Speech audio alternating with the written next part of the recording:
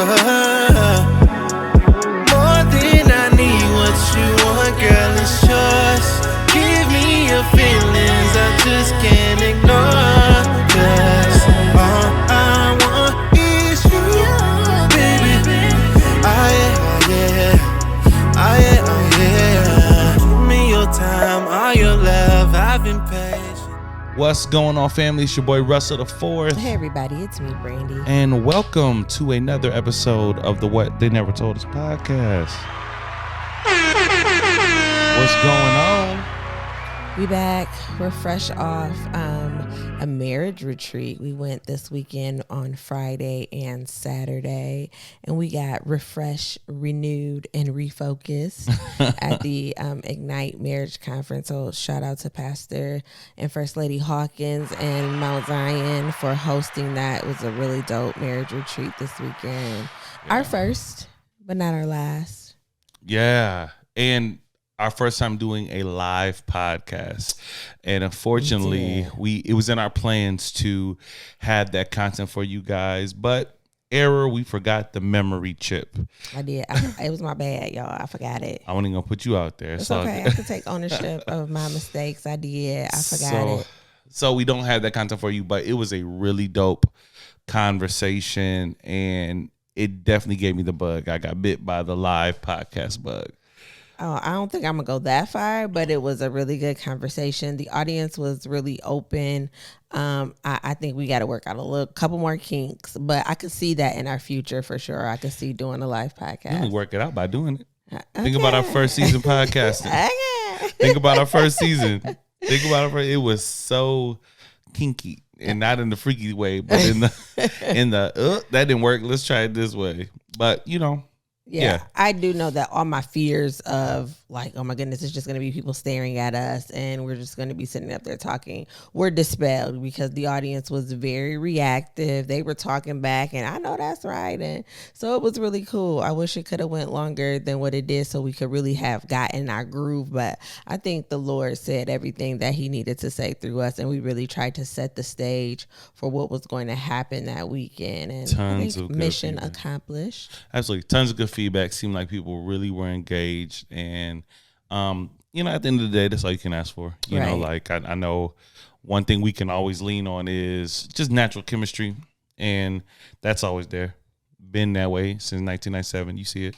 And I think too, since we're always talking about our business, it's easy to we don't have to try to manufacture a conversation or come in like we're experts and we know everything and pull out these facts and statistics. Like, we are really good at telling our business and just talking about how we've grown or not grown yet in certain areas in a way that's relatable to people. So that's what we were able to do. It was dope. I'm still getting feedback. Somebody just hit me up on Facebook and said thank you for what y'all did. Really? So yeah, it was really awesome.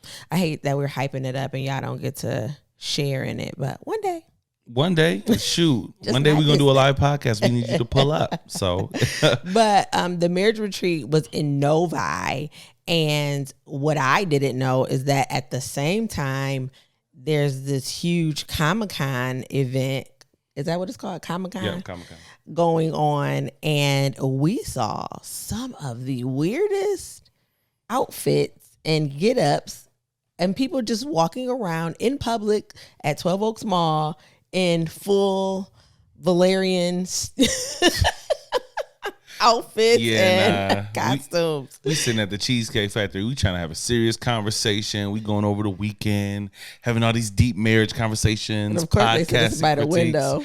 And we by the window. And I'm trying to talk to her, and Chewbacca walking by, and the Black Panther, Spider-Man. It from who's the clown from It? What's his name? Oh, Pennywise. Pennywise walked by.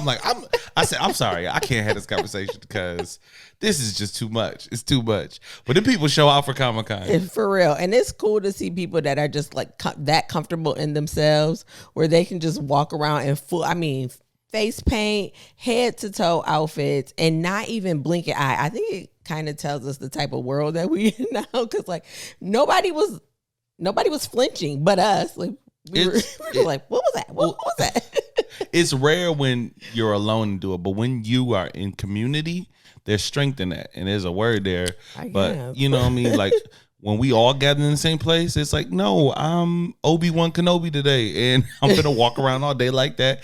And it wasn't like they was alone; they was all in the mall together. That's true though, because I mean, in the marriage retreat, we talked about things that people just don't normally bring to their friend group or their family groups because it's embarrassing. Because it's so when you're in a room with like-minded people who you see share some of the same issues, frustrations, personality traits with you that you're trying to navigate through, it does make you more open to being comfortable to being yourself. So I guess what we saw, the community that we saw at Comic-Con was really translated into what we saw at the marriage retreat too. Because I definitely was like, oh, well, what about when we did how do you navigate? Are you sitting there telling our business? Nah, I'm just not any more than I do right here. I was about to say, I'm just joking because we have no private business. It's all out there. Not any more than we talk about right here on this platform. Yeah. So, But you're right, though. It was definitely a lot of people who were comfortable. And I think that's the good sign of good gathering, when there's a level of vulnerability and comfortability. And I can definitely say that because I remember we did the breakout sessions. I'm coming back to you like, man, they was in there telling it all. Yeah. I mean, I'm like, man, like I would have not said that. You know what I mean? But it's dope that people came there with the idea like, no, this is something I'm dealing with and I'm coming here for a purpose. And I need to make sure we're addressing my thing. You know, like, hey, what about this? You know what I mean? all that stuff y'all talking about is real good, but I got a question. Yeah, that part. So it was y'all really need dope. to address this. Something came up that I hadn't really thought about, and it was a caregiver situation. How do you maintain your relationship when you are the caregiver now for your parent? And in my mind, I guess I never imagined having to take care of one of my parents. Yo, never thought about it. And then having that responsibility, and then also maintaining my marriage if I still have children in the home, and navigating all of that. And one of the things that the girl said, which I know if it ever came to that, I would feel the exact same way. She was like, can't nobody take care of my mama like I can take care of my mama. And I felt that because I'm like, I don't know if I would want to just put her in a home or have somebody come in. It's my mom. I would want to bear that responsibility. As much as I tell her I wouldn't, if push came to shove, I would want to take care of her. But does that align with what you want to do? Would you want my mom to come in our home? And if so, what does that mean to you? How available do you expect me to be? And they just kind of navigated through that conversation, and several people had that same story. And I realized that like we're getting to that age where that could be a real possibility. And it was a burden at first thinking about it, but then hearing everyone talk about their experience and how they navigate it, it's going to be hard, right? It's difficult, but you can get through it, and you can get through it with grace. I know it's a scary thought. It's a very scary thought. And we got step parents and well, now I got all types of mixtures in my family dynamics. So yeah, it's a lot. Yeah, but some of the people not gonna get taken care of. Mama, we can talk about, but hell out. Look, hold on. Yeah, this is triggering for me because it got real for me. Because I think you just take stuff for granted, and you have an idea of your parents, and you just don't know when life is gonna take that turn. Absolutely. And your parents have always been, for some of us, a consistent. So in your mind, they're going to be that. But the truth is, time is unforgiving, and life happens to everybody. And this is real for me. For those guys who don't know, my dad, he played in the NFL, played college football, and he played in the era of that 70s and 80s when a lot of that head trauma happened. I don't know if you're familiar with CTE, but it's a brain trauma.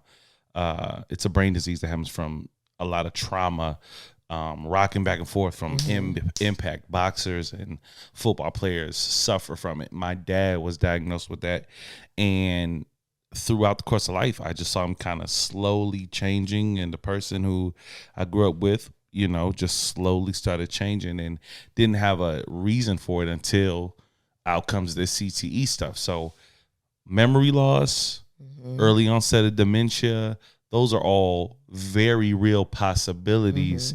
And yeah, I never thought about it. Like, it just is what it is. In my mind, oh, my mom always be able to take care of them. Right. But that's not the case. You never know what can happen. These are conversations I got to have with my sister. Like, hey, look, say if this happens, what do you think should happen? We need to talk about this. We need to have a plan, because you just never know. What is your thought on that? I'm gonna be honest with you. I'm not a good caregiver, but some people are wired like that. Some people have a gift. Some people who are like, oh, you were created to be a nurse. Absolutely. This is something that's being fulfilled in you by doing this work. And then there's some people who it requires a higher level of commitment.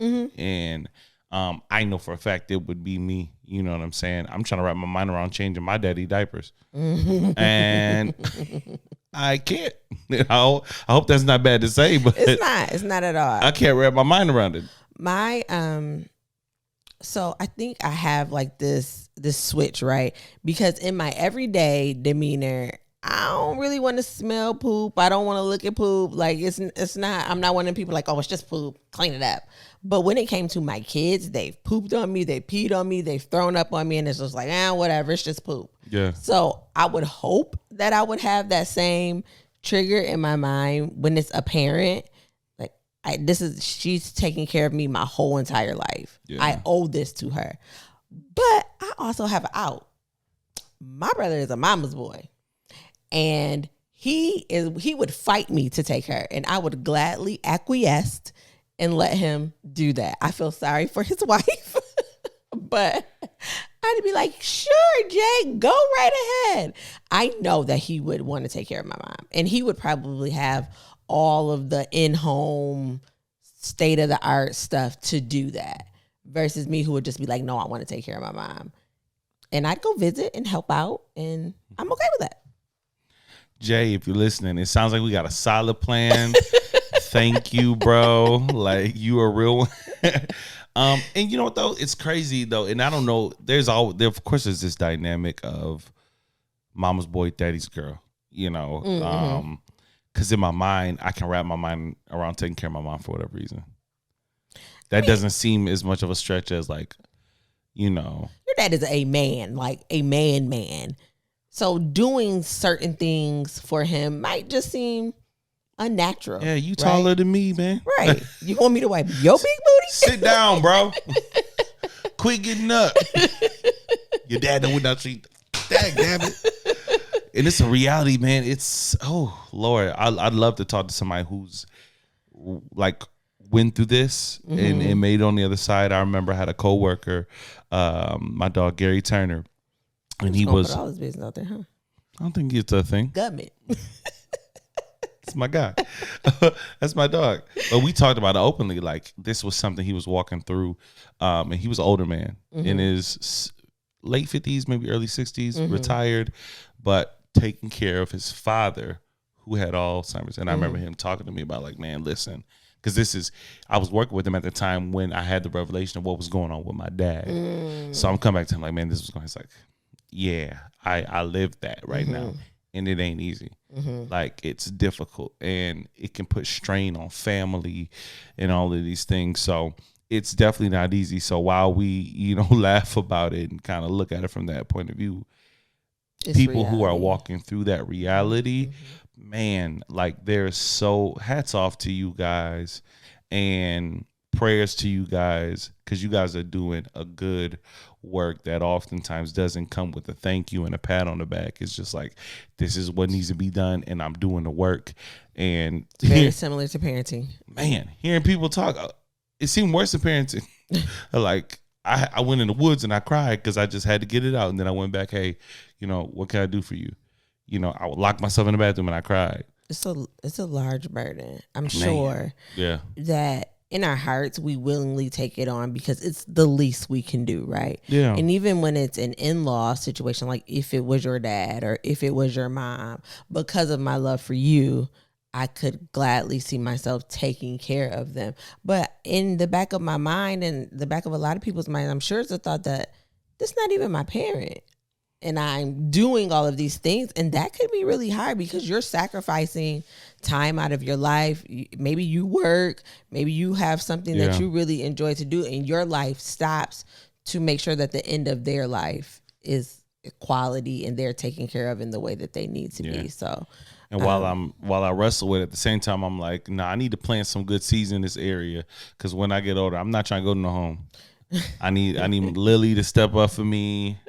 I don't think it's gonna be Nia. I would be okay if it was a nice one. If it was a nice one, it ain't gonna be Nia. Bray got you. Yeah, he's gonna take care of his mom. He's like my brother. Hopefully, he got a nice wife. Because if not, it don't matter. Because if he say he gonna take me, he gonna take me, and she might have to leave. Nah, I know that's the image you like to think that's who you gonna be. But if he find him or you, he might be powerless. But see, I would take care of your mama. Yeah, you would. I just mean like your demeanor. Yeah. Yeah. And this is the version of you that's like found Christ and everything. Like, the version of me. Yeah. this is the you now. I'm just joking. But yeah, that's why it's so important. And this kind of goes into another one of the nuggets that I took away from the retreat is like having a really firm understanding of what love really is. Absolutely. Because there's such a divide between how we define it in the world and how we define it in the spirit, like how God's love versus our love. And I know a lot of times people are like, man, I can't love like God because I'm not God. But that was his instruction. You know what I mean? Like, that's what he told us to do. You know what I mean? He told husbands, love your wives like I love the church. Absolutely. And when you sit back and think about how he loved the church, this is what we talked about. We had these breakout sessions where the fellas went in one room and the ladies went in another room. And Dr. Wes Warren, he don't know yet, but that's my dog. As soon as he started talking, I was like, yup. I like him. I like him. You know what he talking about. Him and another doctor, Dr. Reese, they were talking. And he was like, when you think about what Christ did for the church, it was sacrificial. They betrayed him. They ripped the flesh from his bones. They crucified him. They blamed him who was blameless. And even in all of that, he still died for the church and then represented the church back to him without a spot or a blemish. Absolutely. That picture right there makes you sit in. How do you react when your wife doesn't appreciate you? How do you react when she doesn't treat you in a way that you feel like you deserve? Most of us, by the world's standards, say, oh, man, leave her. You got every right in the world, man. You know what I mean? Cheat. Like, yeah, like, or you got every, man, if she ain't, oh, man, she said what? Bro, that's insane. She did what to you? And to our standard, it's like, oh, you're well within your rights. You have every right in the world. You tried. You're a good man. She the problem. But he was saying that God's love is transformative. That even in the spite of imperfection, when it's sacrificial, it will present to you what you want. Yeah, absolutely. And it was like a heavy, like that room got heavy because before that, there was a whole lot of, well, what are you doing with she? And how come she won't all of this finger pointing? And then when you sit in, oh, no, you want the head of the household role? You want to be the man?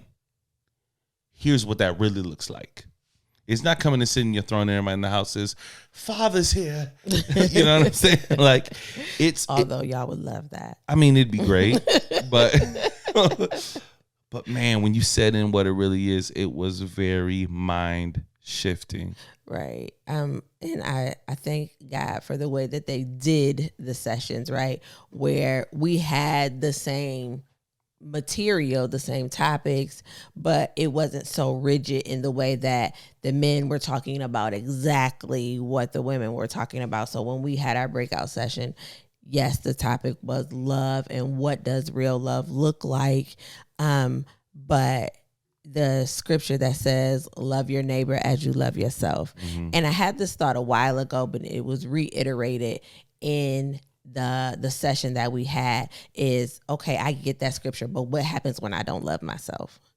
And what does that look like in my relationship? Yeah. When I don't love myself and I have standards for someone that are way up here, but because of how I see myself, I'm down here and I don't expect as much from myself as I expect from them. And I'm putting this demand on you as my husband to be all of these things because I don't feel that in myself. So you have to be more than enough for the both of us.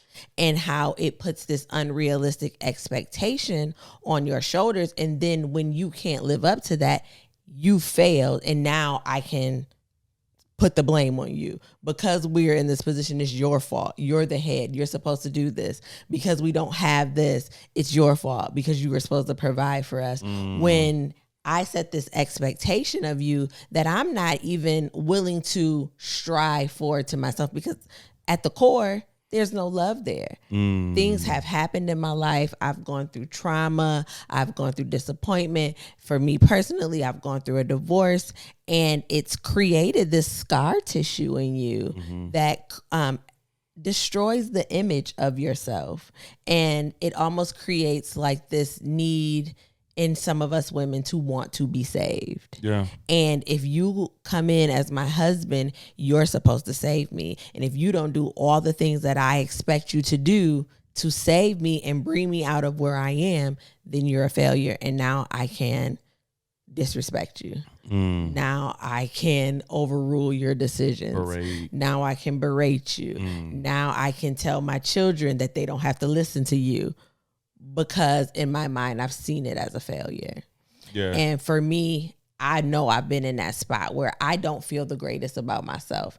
And I can see how that has reflected in my relationships and sometimes in our relationship. Wow. That kind of puts me in the mind of this show we were just watching. It's called Couples Therapy. If y'all haven't heard of it, man, y'all got to check it out. Brandy discovered it. It comes on Showtime. And it's just various couples. We're only in the first season, and it's four couples. Yeah, 4 different couples who are going through the couples therapy process. And there's a specific couple that, for whatever reason, their story just doesn't resonate with me as much as like I have something to, in common. But I find it so fascinating, and it's this idea of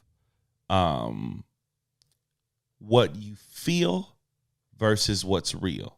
Right. So to your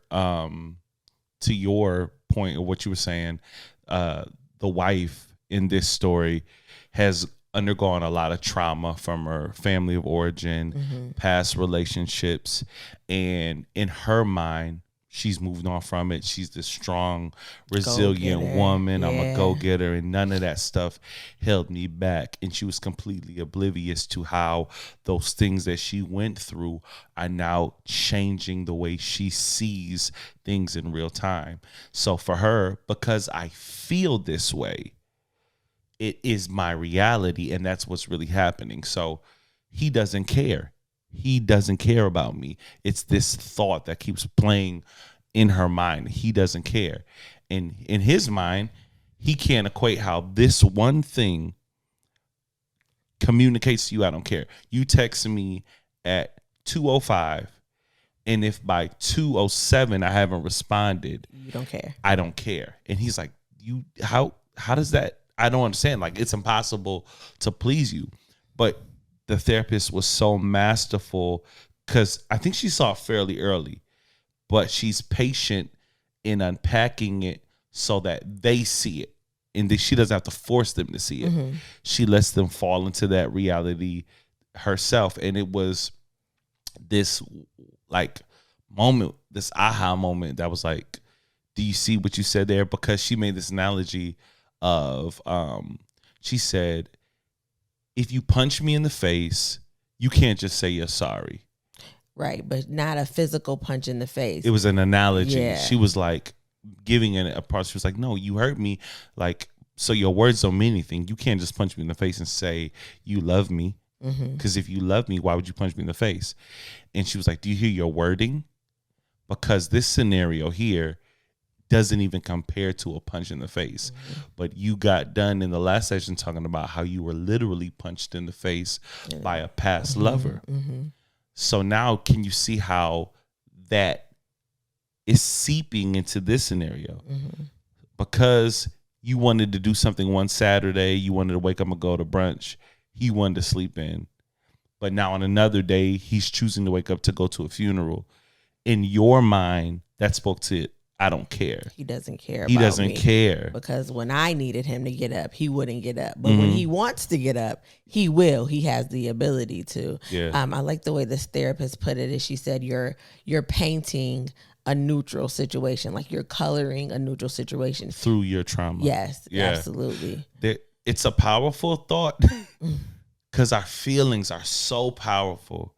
It's our soul. Like when we talk about a soul, it's our mind, our will, and our emotions. It's our thoughts, this inner voice that we have. That is our soul.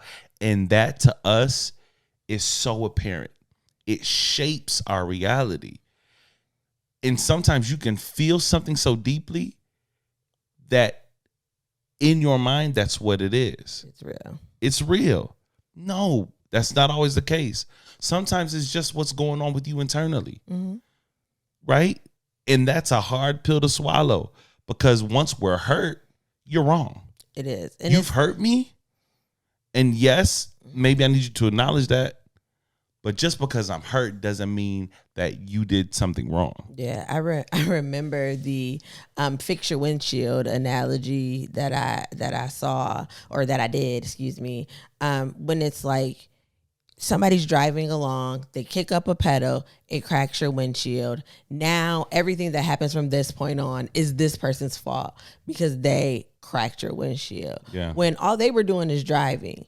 We're two people living life, driving in our own lanes, and sometimes what I experience or what I act out can cause hurt, can cause pain to someone, but it doesn't always mean that it's intentional.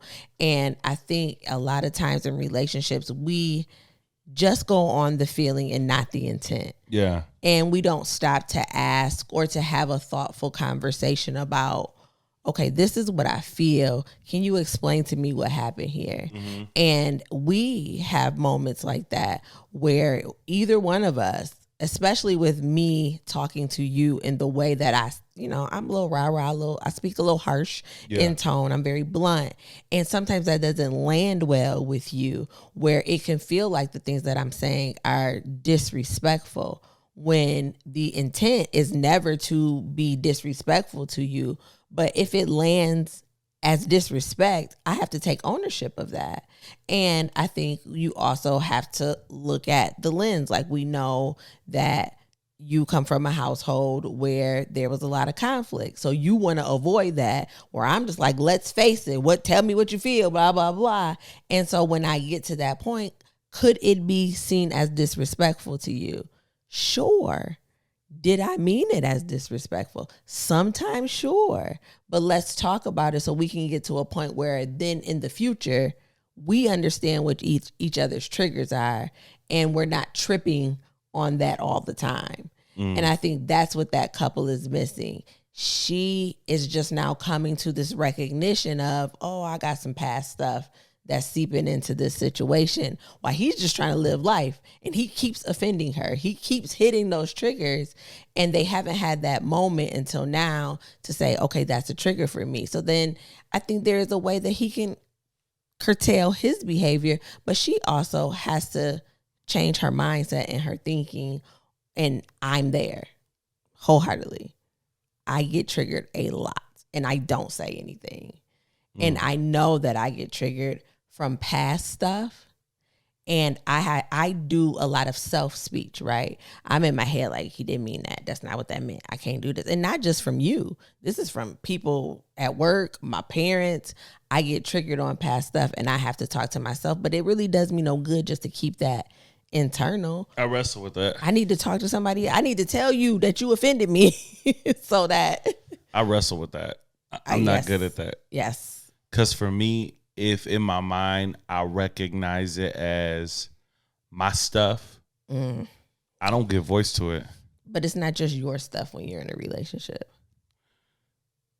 Yeah, but yeah, I don't know. I got to do some more work there because, like, so here's one repeated scenario that I constantly am like hyper aware of and hypersensitive to.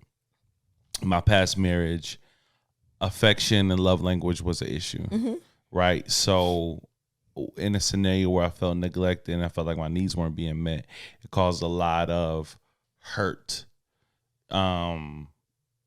That wound never was closed properly, right? It was, I think I worked a lot of it out as we went through our like pre-marriage counseling. I was like, oh, there's still stuff there. But I recognize that trigger, like it's irrational. Like, okay, if I try to initiate any type of affection, if it's not met with warmth or the same energy, it's instant. It's instant. I'm offended. I feel rejected. I feel, like, dang, like, why can't you love me? Like, it's instant. I recognize it. So I don't give voice to it because I know it's irrational. Like, you weren't rejected. That wasn't her intent. She's busy, or not everybody's always in the mood. You know what I mean? Like, so for me, I do more internal work. You know what I mean? Like, hey, that's not what it is. You know what I mean? Because who wants to sit and talk about 15 minutes about something that wasn't the case? Like, hey, look, what I love. Hey, I know this isn't what you meant, but earlier when I tried to hug you and you pushed me away, that hurt my feelings. So in my mind, I kind of would prefer that. I will. It doesn't have to be to hurt my feelings, but hey, babe, that felt like a little bit of rejection to me. Okay, that's not what I meant. And for me, that's exhausting. I really feel like I would take the time out to just give you what you needed in that moment, and then go back to what I was doing, because I don't feel like all the time when you're coming and asking me for a hug that I recognize that that's what it is, right? I don't recognize that it's out of a need to feel close, to feel affection. Sometimes it's just like, oh, he slapped my butt because my butt is out, or, whatever. And if I reject it, it's more of a playful or more, but for you, it's a real need. It's like, no, I need to be close right now. I need my bucket filled. I need you to be more attentive in this moment.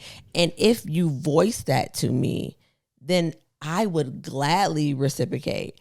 But if not, it's just like, oh, I'm busy doing something. Like, That's more me stuff. Because I remember feeling like I was begging. And I'm like, I'm not doing that again. Yeah, no. Voicing your needs is not begging. More me stuff. I said that already. But it is what it is. Like, it's not begging, but I don't always. There is a part where you just want to feel like the person wants to. That's the thing. Like, you want to feel like you're with somebody who wants to, not you per se. No, I understand. Yeah, but just the idea behind it. Like, I want to be with somebody who wants to hug me. Right. And if I got to keep having conversations about, like, hey, you didn't hug me.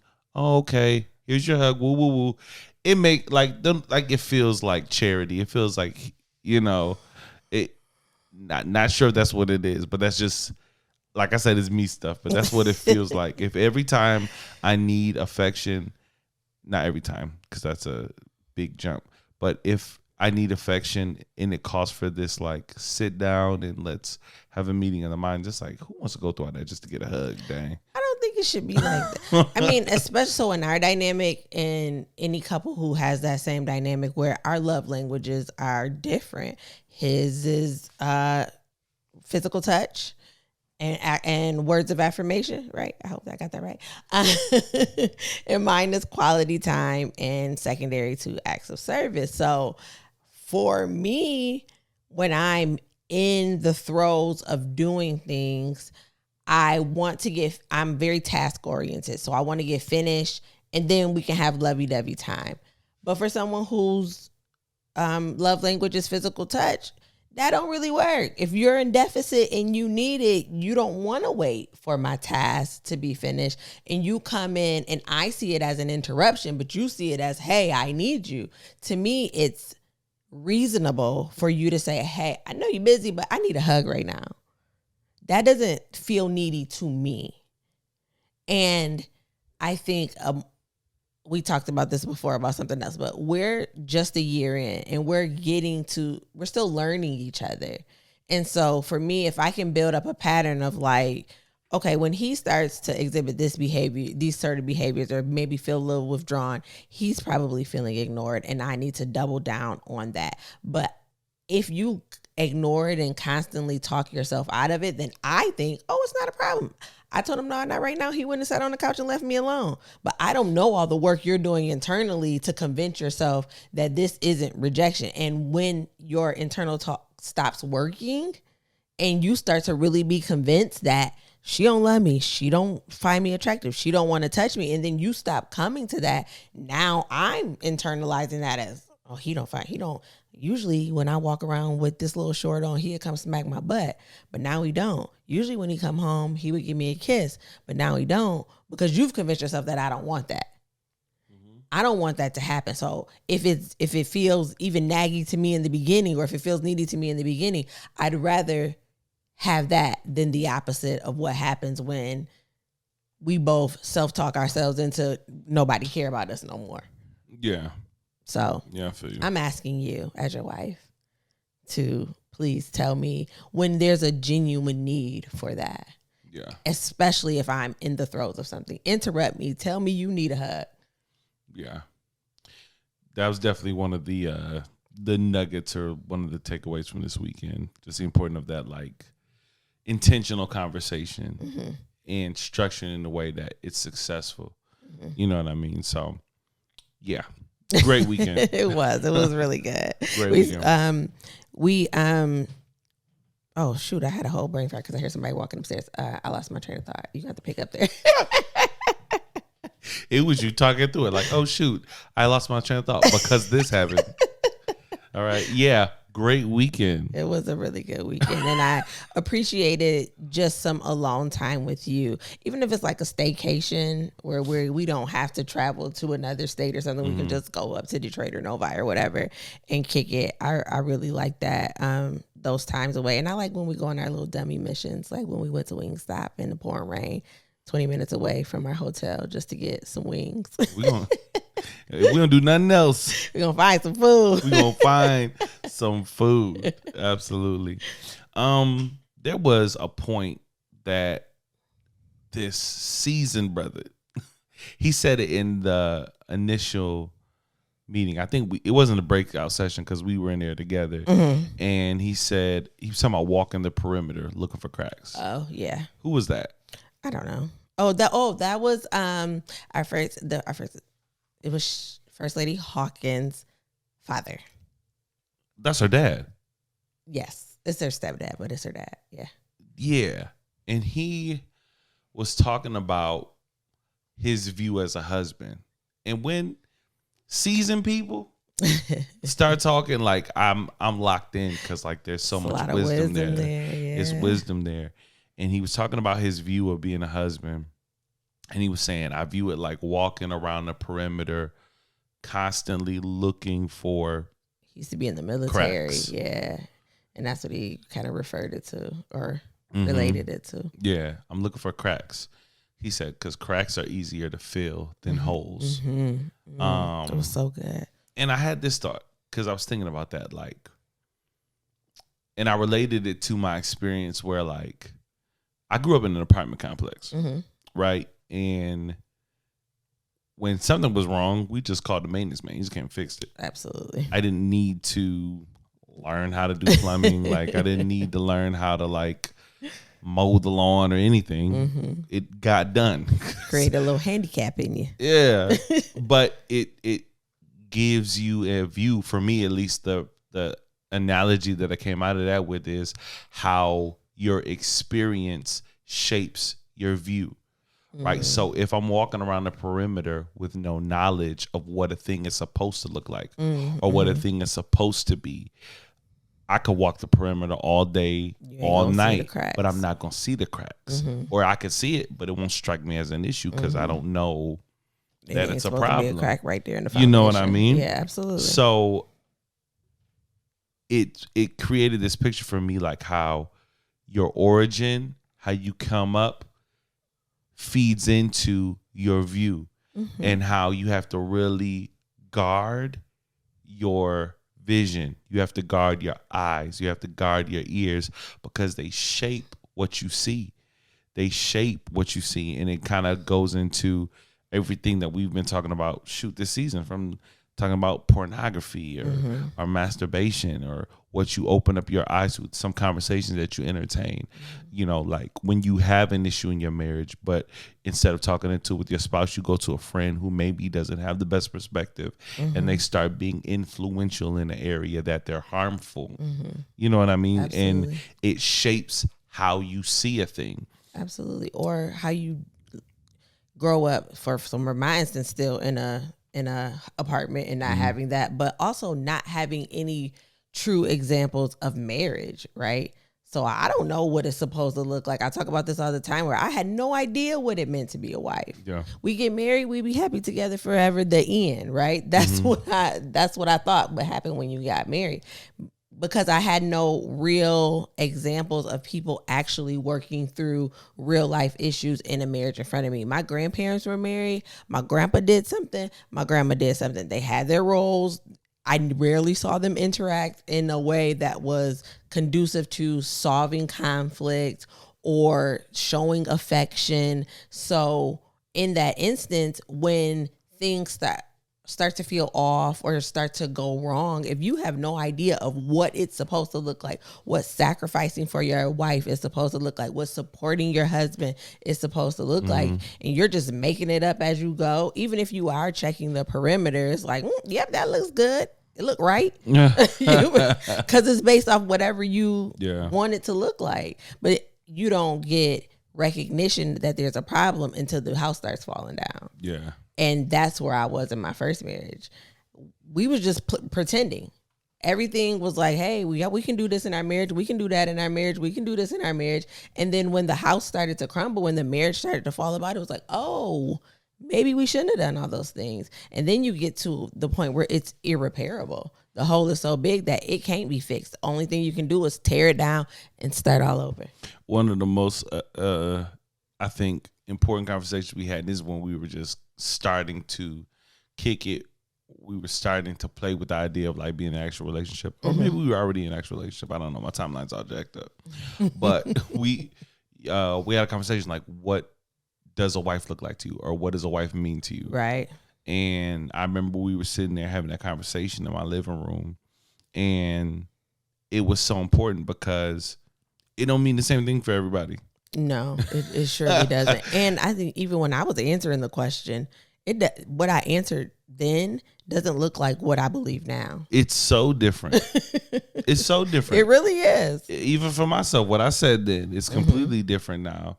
But it was good that we had an understanding. Yeah. Like, hey, this is my view of this role. I'm about to, like, if we're considering doing this thing, this is what I think this looks like. You cool with that? Yeah, I'm cool with that. Look, this is what I think a husband looks like. And as you grow and as you evolve together, that definition changes. It looks completely different. I'm pretty sure that what we spelled out that day is completely different than what we're acting out now. Not completely different, but there's definitely some nuances that are different. The motivation behind my answer then was completely different, and what my motivation to be a wife means now. What was it then? Then it was trying to fix everything that I did wrong in my previous marriage. So through like a redo, right, almost. Being a wife means being supportive. It means being helpful, being, all the things that I feel like, including you in decisions. It was everything that I didn't do. You do those things. I do that now, but yes. The motivation is different, right? I was trying to say, well, I had recognized where I failed in my first marriage. And what I was trying to do is build a marriage on the foundation that fell apart the first time. So all of those things that he needed from me, I was trying to give to you. I had to recognize that you don't need those same things from me. Mm. The things that you need from me are different. Yeah. And I was carrying a lot of baggage from that because throughout our divorce process and the years after, it was all his fault. It wasn't really until right before we started our relationship that I started to understand that, Brandy, you played a part in that. And so when we came into this relationship, it was really about righting the wrongs that I did back then. I loved you. I wanted to be with you. But my motivation for getting married was to prove that I could be a good wife by fixing the things that I did wrong. So it's like a psychology behind it. I can't remember what we were watching, but it was one of these relationship shows. And he used... what was his name? Who's the prince who married the black girl? Oh, I don't know, William or Harry. But you know what I'm talking about. One of them. Yeah. And he was talking about how it was very similar to the context that it grew up in, right? Where Princess Diana was completely different than any other royal family member. Yeah. And she was this polarizing figure.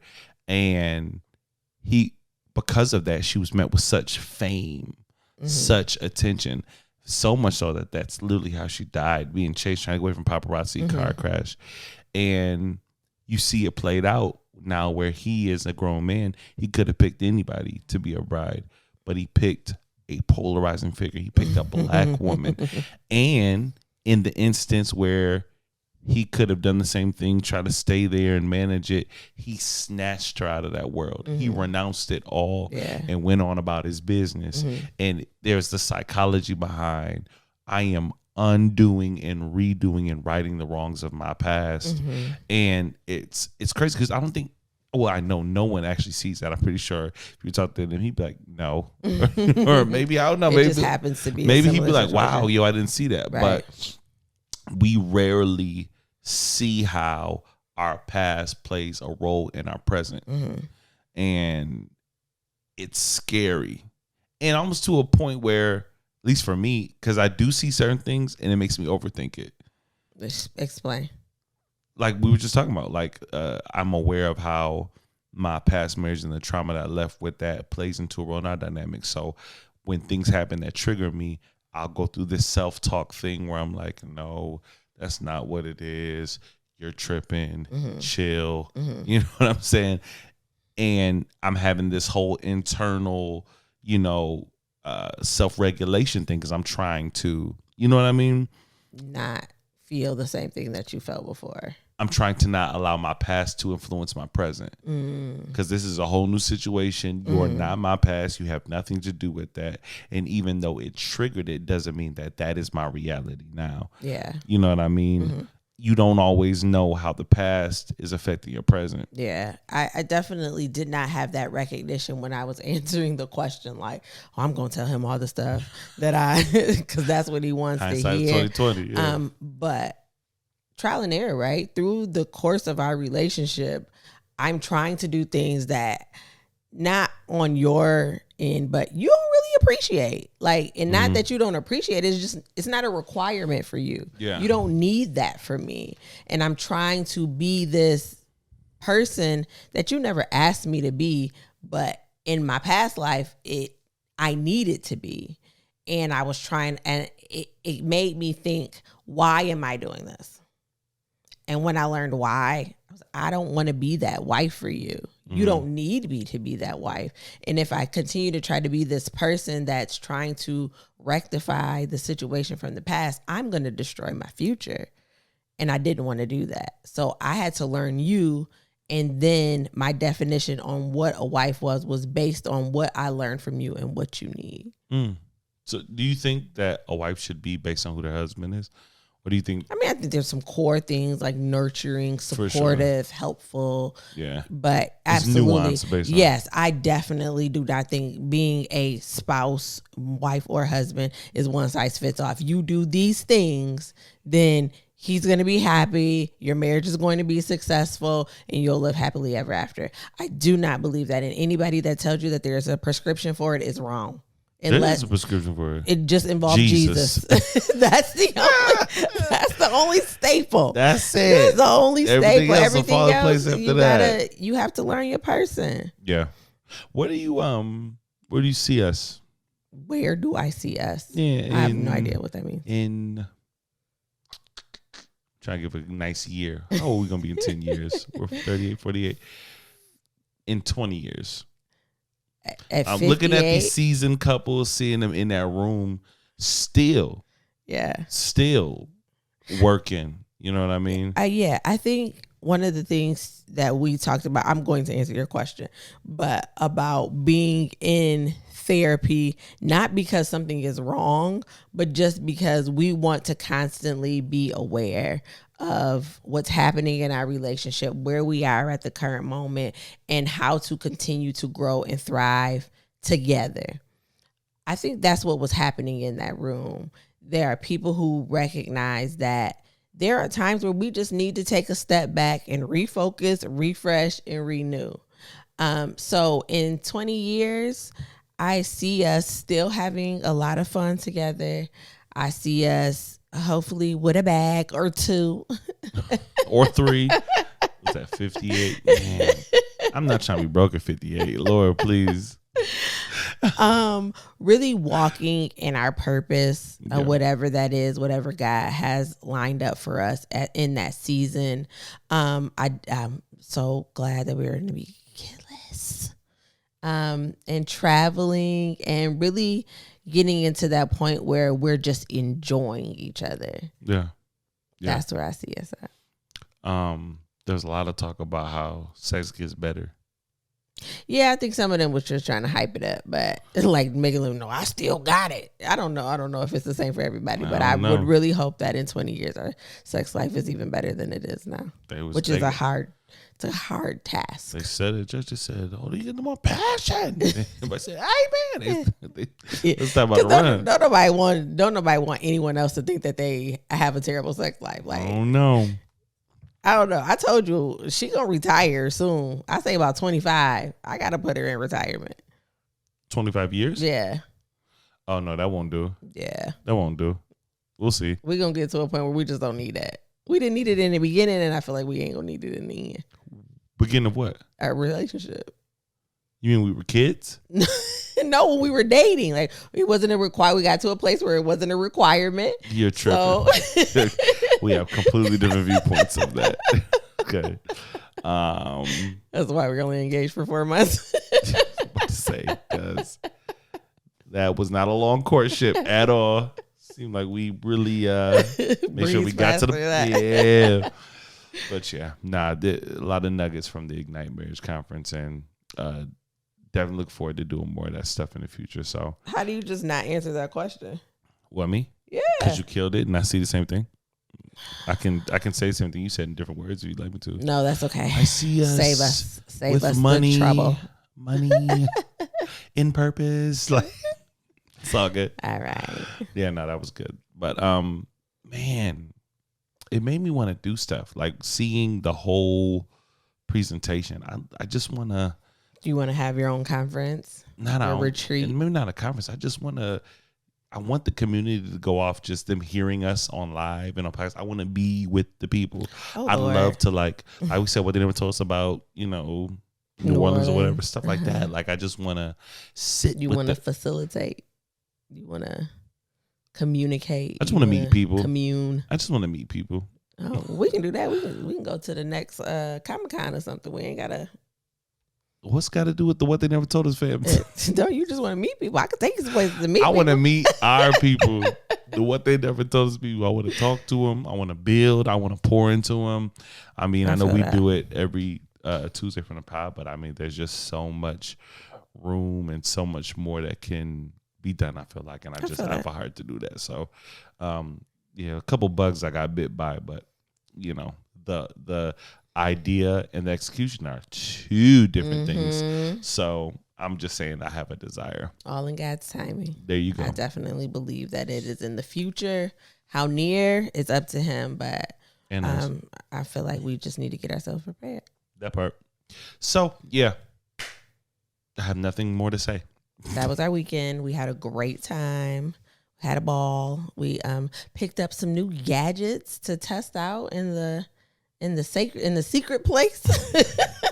You telling too much business now. You doing, I think we telling our business now. All right, y'all. We'll see you tomorrow for the live every Wednesday, 8:30 Eastern Standard Time. And always remember, we love love. And y'all should love too. Peace.